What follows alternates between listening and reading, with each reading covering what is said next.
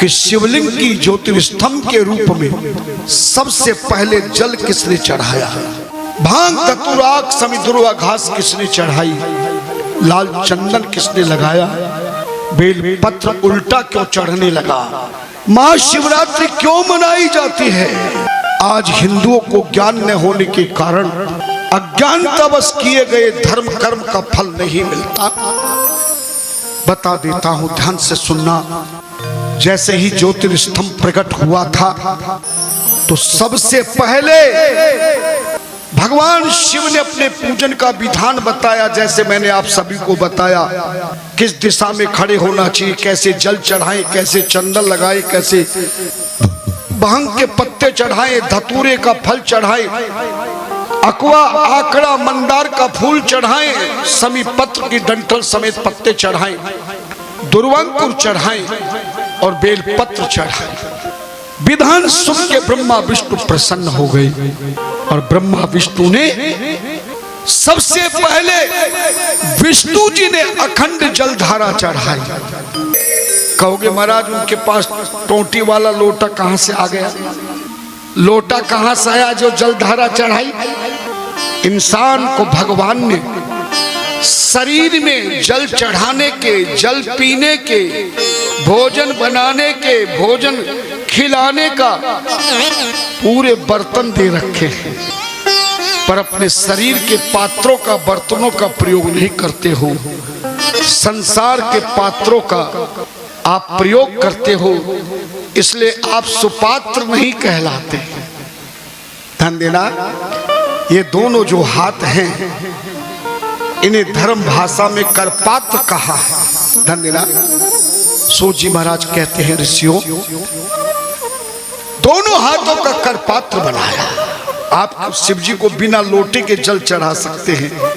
एक किसी को साथ ले जाना, दोनों हाथ इस तरह से करपात्र को कर लेना है ना, एक इसमें जल डालता रहेगा, तुम उसको चढ़ाते रहना।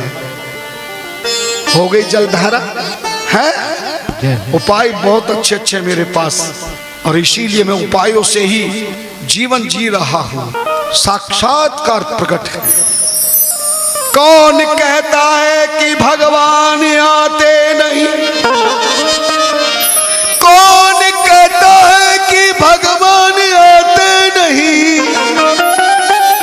पर कमी तो इंसान में है, वो प्रेम के भावों से बुलाते नहीं।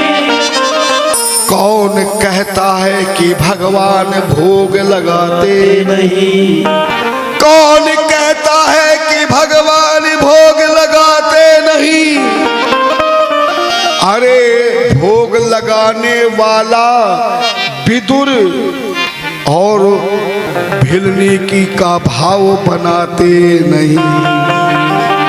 कौन कहता है कि भगवान लाज बचाते नहीं, प्रभु द्रौपदी जैसी करुणा तुम भगवान को सुनाते नहीं। इसलिए करपात्र जो है, विष्णु जी ने दोनों हाथों के अंजलि का करपात्र बनाया। ब्रह्मा जी ने उठा उठा के इसी करपात्र से उस करपात्र में जल डाला, अखंड जलधारा हो गई। चंदन के पेड़ से डाली तोड़कर चंदन घिसा, तिलक लगा दिया, भांग धतूरा आक समी पत्र सब चढ़ा दिया, बेल पत्र चढ़ा दिया। लेकिन ब्रह्मा जी विष्णु ने जो पूजा करी दिन में, वो पहले दिन की जो हम पूजा करते हैं वो ब्रह्मा विष्णु के द्वारा की गई महाशिवरात्रि की पूजा कहलाती है। ब्रह्मा ने तो सीधा बेलपत्र चढ़ाया था, और पूजा के बाद ब्रह्मा विष्णु ने ताली बजा बजा कर, झूम झूम कर, तेरा ध्यान कहाँ है, सूत जी महाराज कहते हैं ब्रह्मा विष्णु ने ताली बजा बजा कर, झूम झूम कर पहली बार काशी नगरी में ज्योतिर्स्तंभ के रूप में विश्वनाथ को अखंड जलधारा चढ़ाई, चंदन लगाया, पुष्प चढ़ाई, बेलपत्र चढ़ाई, और फिर प्रार्थना करने के लिए ताली बजा बजा के झूम झूम के गा रहे, नाच रहे। आप में से कितने भक्त हैं जो विष्णु और ब्रह्मा जी के साथ में ताली बजा बजा के, झूम झूम के, नाच नाच के भोलेनाथ को मनाना चाहते हैं? इस तरह भगवान ब्रह्मा विष्णु ने भगवान शिव का जलाभिषेक कर कर पूजा कर कर जब प्रार्थना की गई, भगवान शिव प्रसन्न हो गए। सुनने वाली कथा है, वरदान दे दिया भगवान शिव ने। तुष्टो एम अद्यवाम वत्सो पूजायास्मिन् महादिने दिनम नेत तत पुण्यम भविष्यति महत्तरम शिवरात्रि ख्याता तिथिरेषा मम प्रिय। आज पहली बार काशी नगरी में तुमने मेरे ज्योतिर्स्तंभ की पूजन किया। सुनो ब्रह्मा विष्णु, तुम्हारी पूजा से मैं प्रसन्न होकर वरदान देता हूं।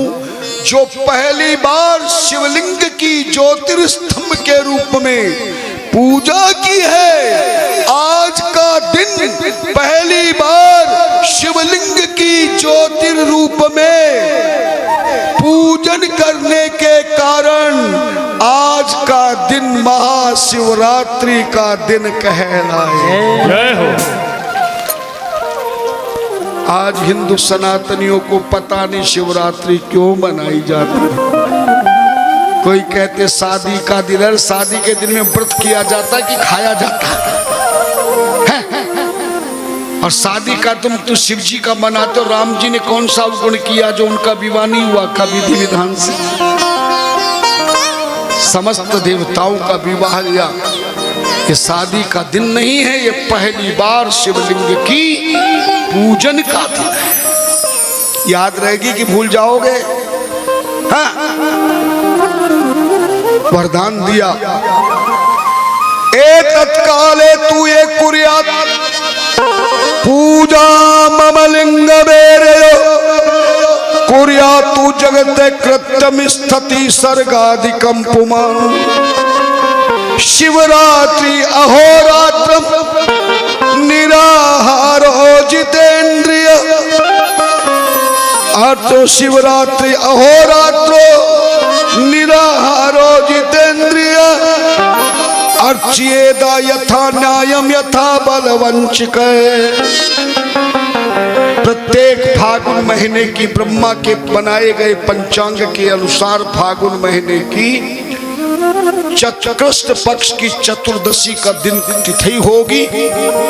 इस दिन 24 घंटे तक मेरा ये महाशिवरात्रि का उत्सव किया जाएगा। अर्च्येदा यथा नाम यथा बलवंच के अपनी शरीर की शक्ति के अनुसार जो व्रत रखेगा, पूजन करेगा, यत् फलम पूजायाम वर्ष मेकम निरंतरम तत्फलम लभते सद्य शिवरात्रो मद अर्चना। जो 1 साल तक शिवलिंग की पूजा करने पर जिस भक्त को फल मिलता है, यानी 365 दिन बिना छोड़े लगातार जो शिवलिंग की पूजा करने पर भोलेनाथ कहते मैं जो फल देता हूँ वो केवल शिवरात्रि के दिन पूजा करने पर 1 साल की पूजा का फल प्राप्त हो जाए। इस बार बड़ी तेज तालियां बजी है, लोग प्रसन्न हो गए। अच्छा महाराज 364 दिन तो सोएंगे, एक दिन शिवरात्रि को ऐसे बहुत है, देखा नहीं भीड़ लगती है शिवरात्रि।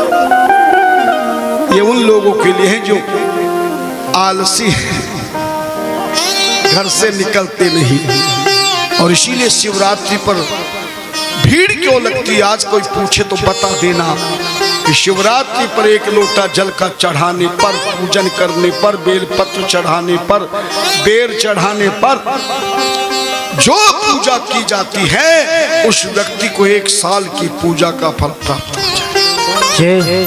मगर जो रोजाना पूजा करता हो, हफ्ते में पूजा करता हो, 15 दिन में पूजा करता हो, महीने में करता हो, उसको तो दुगना फल मिलेगा, क्योंकि वो रोज भी कर रहा है। भगवान की पूजा को छोड़ना नहीं, उनसे नाता तोड़ना नहीं। लेकिन पूजा तो तुम कर लोगे, पर तुम में से कोई ऐसी देवी देवता, कोई माई तुम्हारा साई नहीं है जो पूजा के बाद शिवरात्रि की कथा सुनता हो। सच बताओ, शिवरात्रि की पूजा करने पर कितने लोग हर शिवरात्रि पर कथा सुनते? जरा हाथ खड़े कर को। बस ये देखो, हमारी पक्की चेली है, सिकोहाबाद की चेलियां हमारी हैं और बहुत परम प्रिय शिष्या है। गुरु जी के अलावा उनके पास दुनिया में कोई दूसरा काम नहीं। पिछले से पिछले बार जब मैं आया था यहीं फिरोजाबाद में, हुसैनपुर में जब शिवपुराण कथा गई तो इन्होंने निमंत्रण दिया तो बिना बुलाए पहुंच गया इनके घर। बड़ी प्रसन्न हुई। और बिना बुलाए गुरु पहुंच जाए, भगवान पहुंच जाए तो समझ लेना कि उसके 7 जन्मों के पापों का अंत हो जाता है और भगवंत उसके घर में निवास करता है। सिकोहाबाद से रोज कथा सुनने आ रही हूं। ध्यान देना, शिवरात्रि की कथा जरूर सुनो। अगर कथा नहीं सुनोगे शिवरात्रि के दिन की पूजा करने के बाद या रात्रि की पूजा करने के बाद, तो आपको उस पूजा का फल प्राप्त नहीं होगा। मैं आपको सही सही बोल रहा हूं। मेरी बात को समझ जाओगे तो इस भव सागर से पार हो जाओगे। दुखों को मिटाने का, संकटों को मिटाने का, हर कामना करने का मैंने ठेका ले रखा है और तुमसे नहीं, मैंने भोलेनाथ से ले रखा। महाराज, ठेकेदार मैं हूं, सरकार तुम हो। ठेकेदार को कौन देता धन? सरकार देती है ना। दाता एक राम, भिखारी सारी दुनिया। राम एक देवता, पुजारी सारी दुनिया।